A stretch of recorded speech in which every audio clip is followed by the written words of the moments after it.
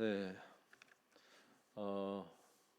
어느 본문을 볼까 이렇게 생각하다가 사사기에서 눈이 머물렀습니다. 그래서 오늘 사사기 2장 말씀을 가지고 함께 잠시 말씀을 나누겠습니다.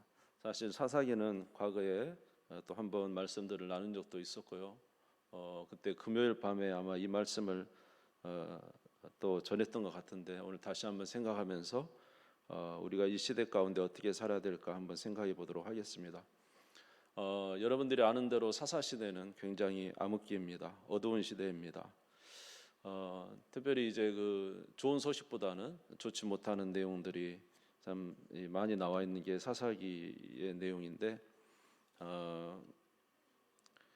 그들이 왜 이렇게 또 어두운 세대가 되었는가를 한번 생각해 볼 필요가 있을 것 같습니다. 우리가 잘 아는 대로 사사기 보면은 기드온은 밀을 포도주 틀에서 숨어서 그 미디안이 메뚜기처럼 쳐들어오니까 싹 쓸어가니까 이제 도망가면 이제 숨어서 음식을 먹어야 되는 이런 이 처절한 상황이 됐었고요.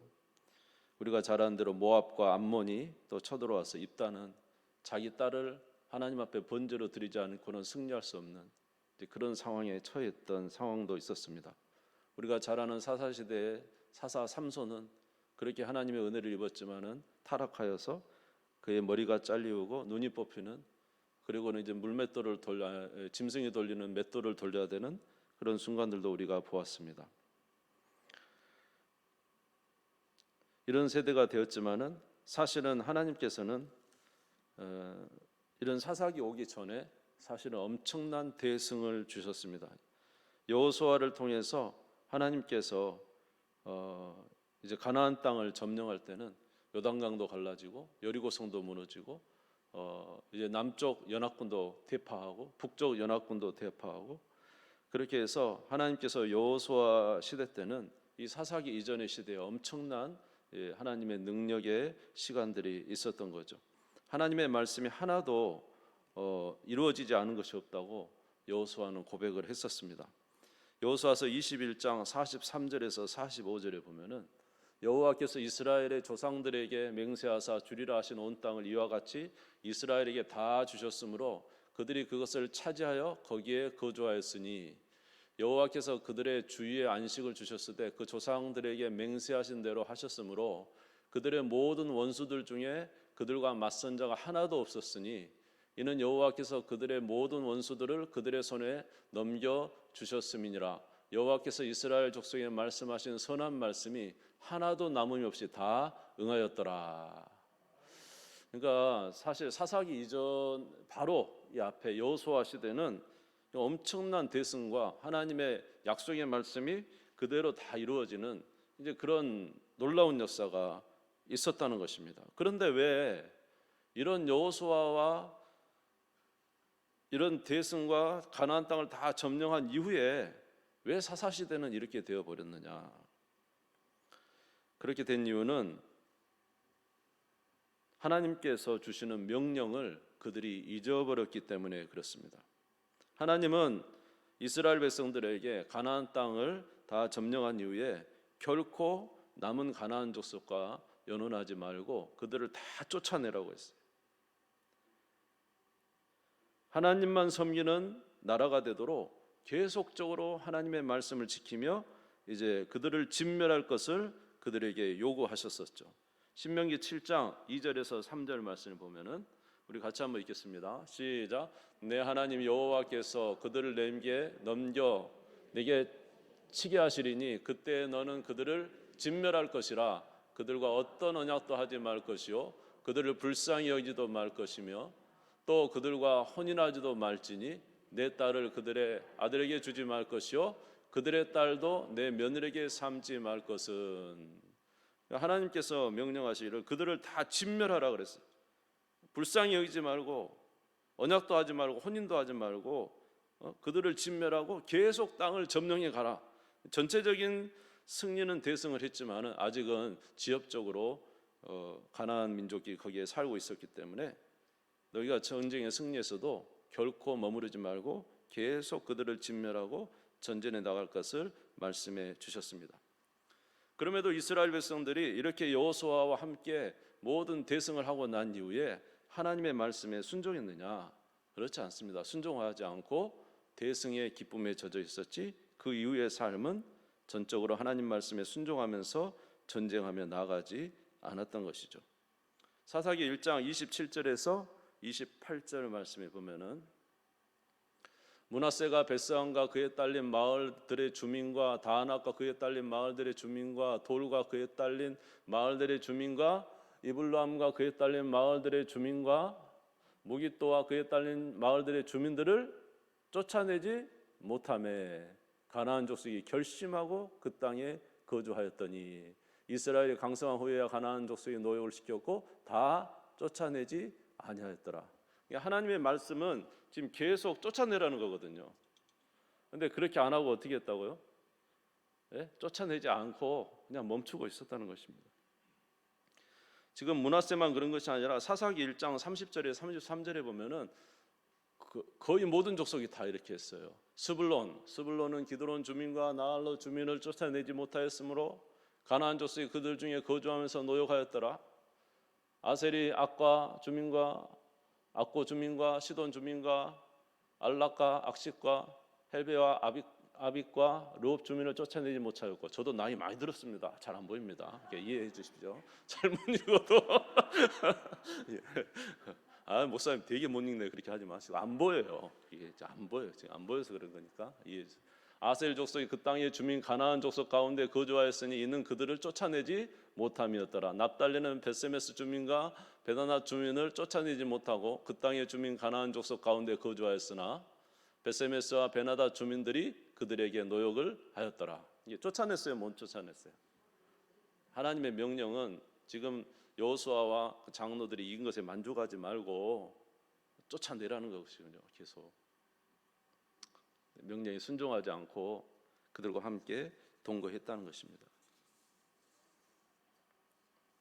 여러분, 하나님의 꿈은 뭡니까?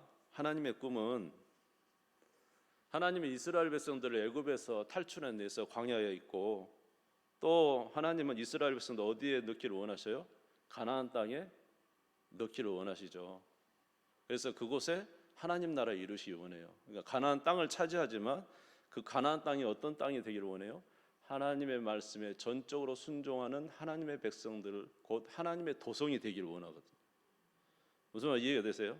가나안 땅을 차지하는 것으로 만족하는 게 아니라 하나님은 그들을 구원해내서 가나안 땅에 넣어서 그 땅을 차지했지만은 그 땅이 어떤 땅이 되기를 전적으로 하나님 말씀에 순종하여 하나님의 나라, 다시 말해 하나님의 도성이 되기를 원하신 거죠. 그래서 이 이스라엘을 통해서 온 민족에게 하나님의 나라를 전파하는, 그러니까 이스라엘을 통해서 하나님 나라가 전 세계에 퍼지는 그런 나라를 세우시길 원한 거예요. 출애굽기 19장 5절에서 6절 보시면은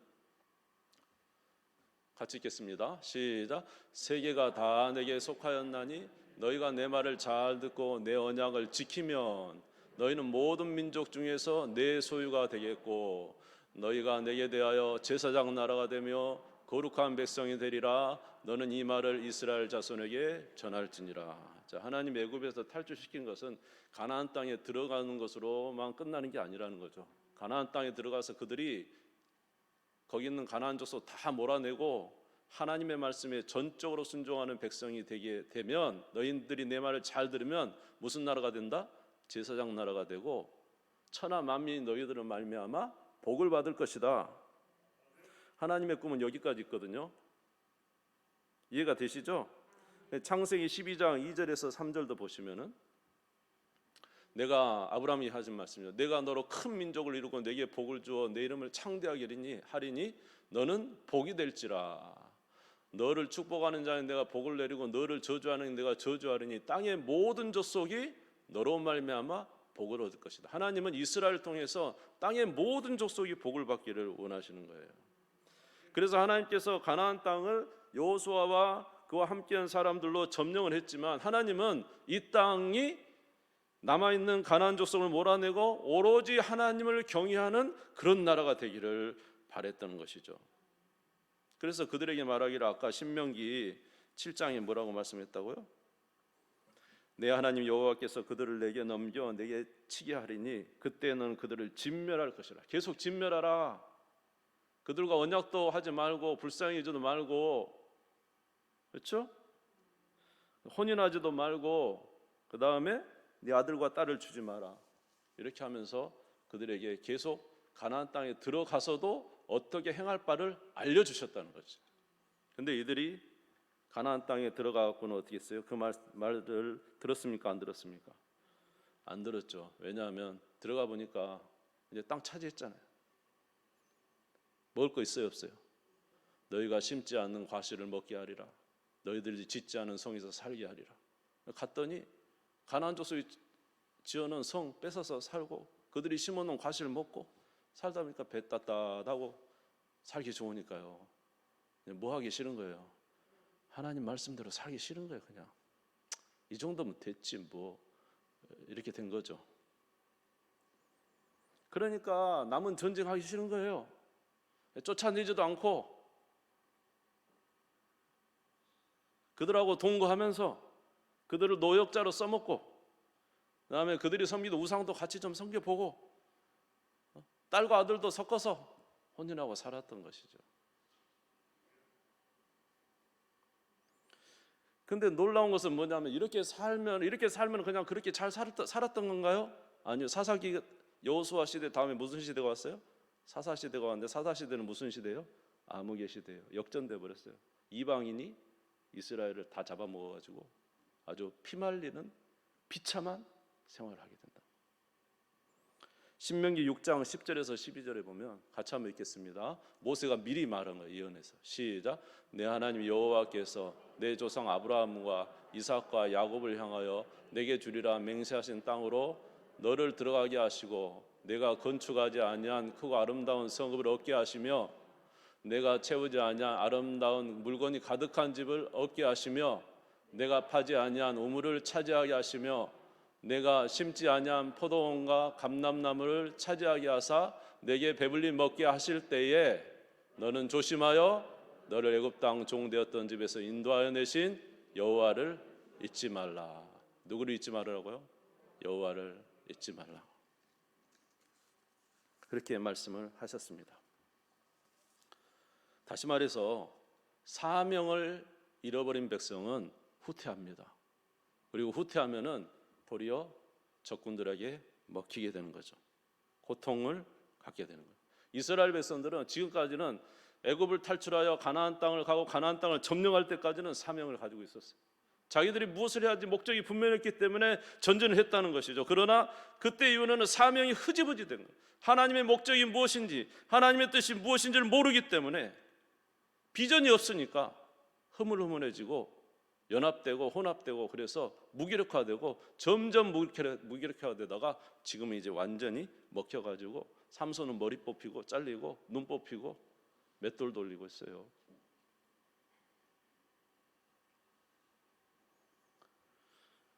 우리의 신앙은 멈춰서는 안 됩니다. 계속적으로 전진해야 되는 거예요. 전진 안 하면 당하는 거예요. 전진 안 하면 당하는 거예요. 목적이 없고 비전이 없고 전진 안 하면 당하는 겁니다. 오늘 사사기 2장에서 이스라엘 백성들이 왜 무너졌는가를 좀 더 구체적으로 말을 해주고 있다는 것입니다.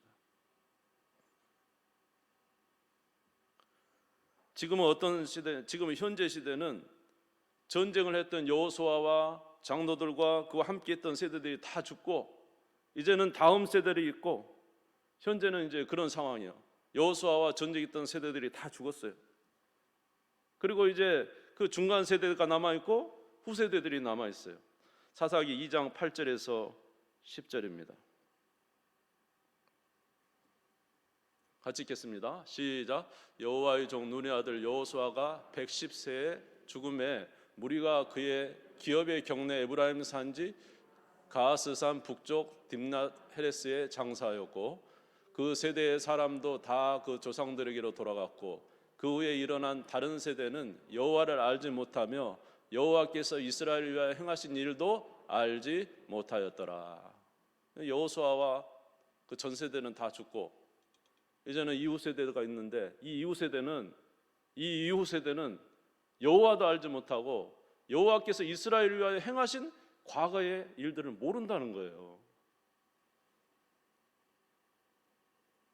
그러면 이 전 세대 여호수아와 함께했던 전 세대는 여호와도 알고 여호와의 기적도 알고 여호와의 능력도 알고 대단한 신앙적인 체험을 했었잖아요. 그런데 왜 다음 세대는 여호와도 모르고 여호와께서 행하신 일도 몰랐을까요? 그것은 여호수아 시대와 여호수아 다음 시대에 있는 가운데 세대가 문제였던 거예요. 이 가운데 세대가 어떻게 했냐면 하나님 말씀대로 순종 안 하고 전쟁을 멈췄던 거죠. 여호수아 전 세대는 엄청나게 전쟁하고 싸우고 목표를 향해서 믿음을 향해서 그렇게 헌신을 했는데 이 중간 세대, 다음 세대는 아예 잊어버렸다 그러고 이 중간 세대, 지금 있는 이 세대가 선조들의 신앙을 따라서 전쟁하는 생활을 멈춰버렸어요. 하나님의 말씀대로 순종하는 생활을 멈춰버렸어요. 그래서 다음 세대는 여러분 우리들은 보고 자라잖아요. 우리 부모님 신앙 보고 자라요, 말로 듣고 자라요? 물론 말을 듣지만은 부모님이 말을 하면 다 잔소리 그만하십시오 이렇게 하잖아요. 근데 뭐라고 듣죠? 부모님의 행동을 보잖아요. 우리 전 세대 신앙인들은 아무리 세상에, 저는 그런 분들이 좀 보였거든요. 아무리 세상이 부조리해도 나는 칼같이, 진짜 어쩔 때는 너무 대쪽 같아서 싫기도 했지만 그렇게 신앙을, 믿음을 지키기 위해서 하나님 앞에 정말로 정직하게 자기가 손해볼 거 뻔히 알면서도 하나님 말씀이라면 그렇게 지키며 살았던 우리 선조들이 있었습니다. 목숨 바쳐 자기 목숨을 잃어버릴 것 같은 그런 상황까지 이르면서도 하나님의 일에 매진했던 우리 선조들이 있었죠.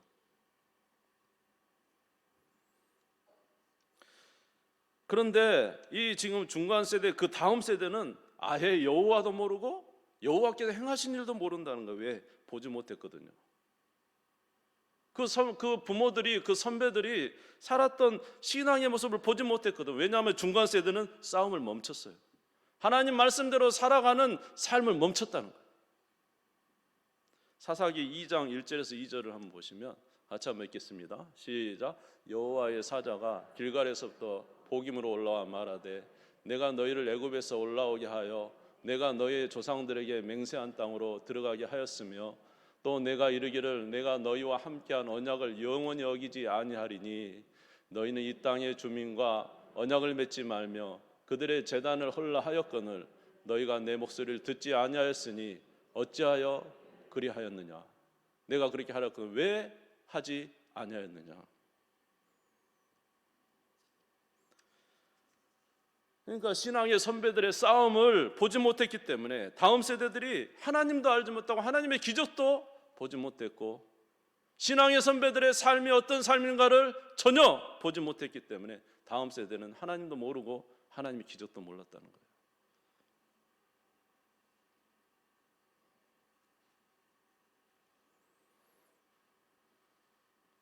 물론 우리 다음 세대가 굉장히 중요합니다. 그러나 중요한 것은 우리가 싸우는 것을 보여줘야 됩니다.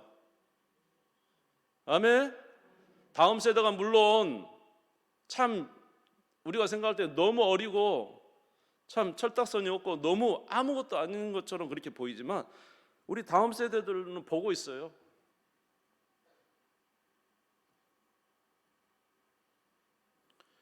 적어도 우리 후배들에게, 우리 다음 세대에게 보여줄 것이 있다는 거죠. 도대체 직장 생활을 하면은 그 세상 속에 직장 생활을 할 때 어떻게 직장 생활하면서 신앙을 지키는 것이냐.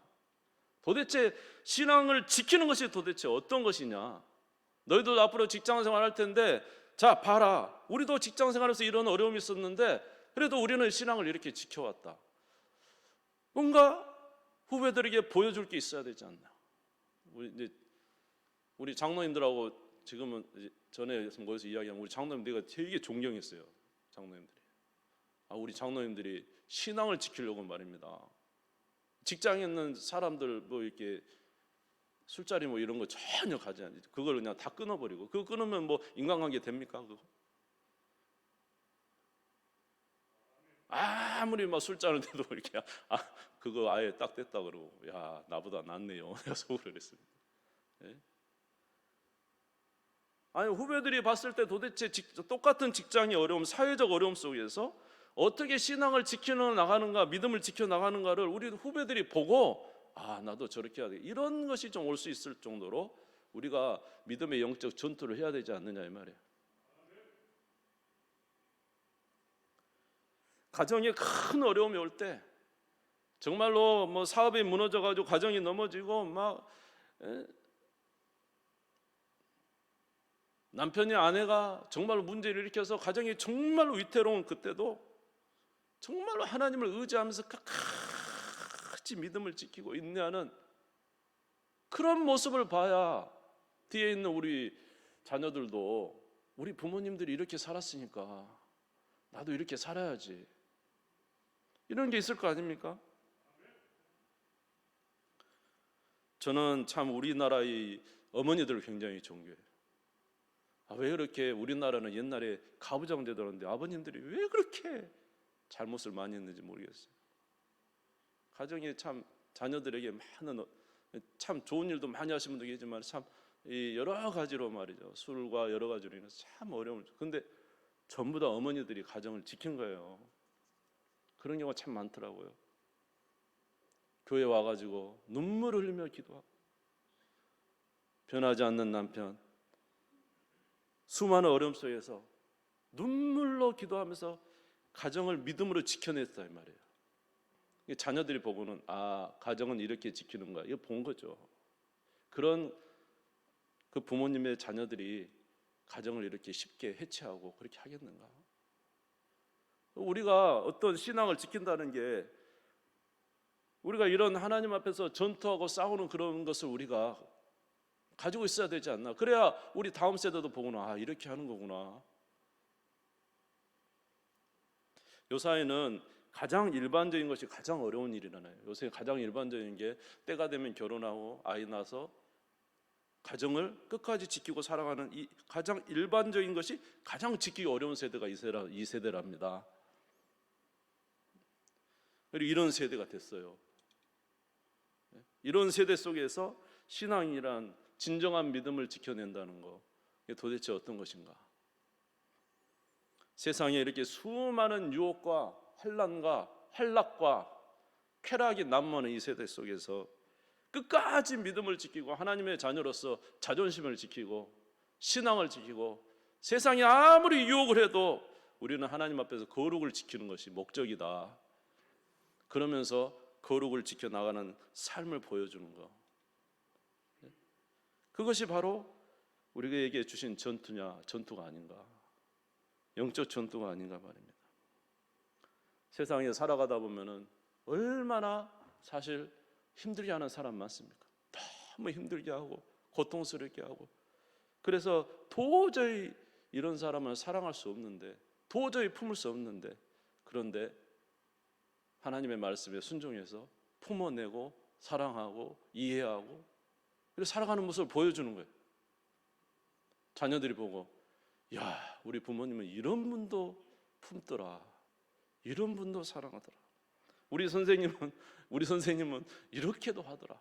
이런 어떤 영적 전투, 하나님이 우리에게 주시는 영적 전투를 계속 해 나가라는 거잖아요. 그렇지 않습니까?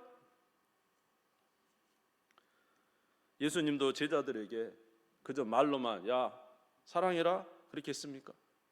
야 가서 전도해라 영혼 구원을 했습니까? 예수님은 직접 나가서 영혼 구원하고 병자 고치고 수없는 일을 하면서 사랑하지 못할 자 사랑하고 자기를 위해서 희생해 내주는 그 모든 본을 통해서 제자들이 배운 거 아니냐 이 말이에요. 오늘 우리들은 우리 다음 세대에 대해서 생각하기를 이 다음 세대가 참 문제다 그렇게 말하고, 다음 세대가 참 이 사회적 환경이 이래서 이래 우리가 그렇게 말할 수 있지만은, 오늘 말씀에 빗대어 봐서 우리가 그 중간 세대가 아닌가. 우리는 이제 먹고 살만해졌습니다. 집도 다 아파트에서 웬만하면 사시고요. 돈도 없는 것도 아니고요. 또 우리 교회도 이렇게 아름다운 교회 다 지어놨으니까 이제 우리는 그냥 이 정도 머무르면 되지 않을까? 혹시 그렇게 생각하고 계십니까? 하나님의 사명을 잃어버리면은 그대로 멈춰 있는 게 아니라 뒤로 후퇴하게 됩니다. 뒤로 후퇴하게 되면은 때가 되면 먹혀버려요. 먹혀버리면은 암흑기가 다시 오는 거예요. 절대로 머물러 있어서는 안 돼요. 여러분 전진하셔야 됩니다. 하나님이 우리에게 원하신 것이 무엇인가 생각하시고 앞으로 전진해 나가시기를 주의 이름으로 축원합니다.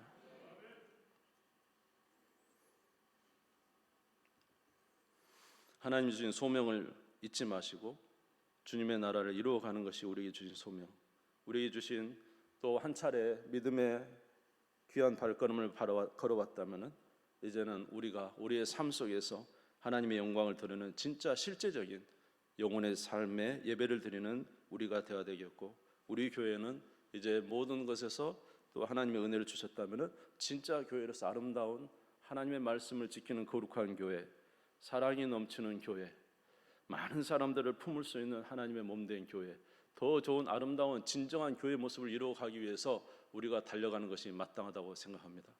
그렇기 때문에 저와 여러분은 주님 앞에서 이러한 삶을 분투하시기를 주의 이름으로 축원합니다. 그래서 이런 일선에 우리 교사들이 사실 서 있는 것이 맞아요.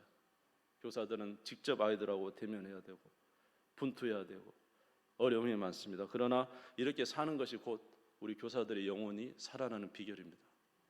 전투 장소가 있는 곳이 살아나는 거예요. 아멘. 그러므로 많이 힘들고 어려워도 우리 후세들에게 진정한 모습을 보여주고 어렵지만은 그들을 껴안으시고 그들의 영혼을 위해서 기도하시고 승리하는 우리 모두가 되시기를 주의 이름으로 축원합니다. 마지막으로 로마서 12장 1절 한번 찾아주시면 좋겠습니다. 로마서 12장 1절 읽고 마치겠습니다.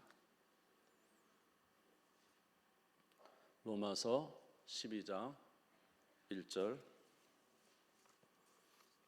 같이 읽읍시다. 시작. 그러므로 형제들아 내가 하나님의 모든 자비하심으로 너희를 권하노니 너희 몸을 하나님이 기뻐하시는 거룩한 산 제물로 드리라. 이는 너희가 드릴 영적 예배니라. 할렐루야. 하나님은 우리의 외적인 모습뿐만 아니라 진정한 하나님의 교회가 되기를 원합니다. 진정으로 하나님 나라를 우리 가운데 이루기를 원합니다. 멈춰 있지 마시고 전진하시기 바랍니다. 전진하는 그곳이 바로 우리의 영혼이 사는 곳입니다. 믿음으로 혈투하시고 믿음으로 전진하는 우리 모두가 되시기를 주의 이름으로 축원합니다. 주님 세 번 부르짖고 다 같이 한번 기도하겠습니다.